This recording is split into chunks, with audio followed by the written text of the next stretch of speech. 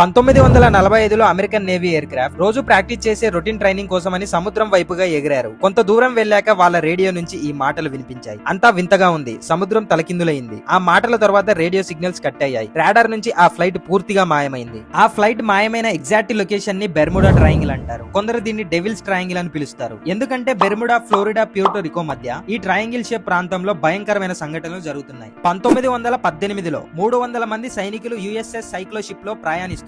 ఎలాంటి warning signal లేకుండా అది ఈ ప్రాంతంలోకి చేరుకోగానే పూర్తి షిప్ హఠాత్తుగా మాయమైపోయింది. ఇప్పుడు ఇక్కడ ప్రశ్న ఏంటంటే అసలు ఇలా ఎందుకు జరుగుతుంది? కొందరేమో ఈ ప్రాంతంలో మ్యాగ్నెటిక్ ఫీల్డ్స్ వల్ల ఇక్కడికి చేరుకోగానే కాంపాస్లు పాడవుతాయని, మరికొందరు ఈ ప్రాంతంలో మిథేన్ గ్యాస్ బబుల్స్ షిప్స్ లను సముద్రం కిందకు లాగేస్తుందని, కానీ కొందరు ఇది అట్లాంటిస్ నగరం లేదా యుఎఫ్ఓ బేస్ క్యాంప్ అని అంటున్నారు. ఇందులో ఏది నిజం అనేది శాస్త్రవేత్తలు ఇప్పటికీ సమాధానం చెప్పలేకపోతున్నారు. ఇలాంటి సంఘటనలు కొన్ని వందలకు పైగా జరిగాయి. 1000కి పైగా ప్రాణాలు కోల్పోయారు. కానీ ఇప్పటి వరకు దాని వెనక ఉన్న రహస్యాలను ఎవరూ కనిపెట్టలేకపోయారు. బెర్ముడా ట్రయాంగిల్ ఇప్పటికీ మన ఊహల్ని బంధిస్తూనే ఉంది. ఈ సముద్రం ఎన్ని రహస్యాలు దాచి ఉందో మనెవ్వరికీ తెలియదు. కానీ ఒక విషయం మాత్రం స్పష్టం. సముద్రం ప్రతిసారి మనకు ఒకటి గుర్తు చేస్తుంది: మనం తెలుసుకుంది చాలా తక్కువ అని.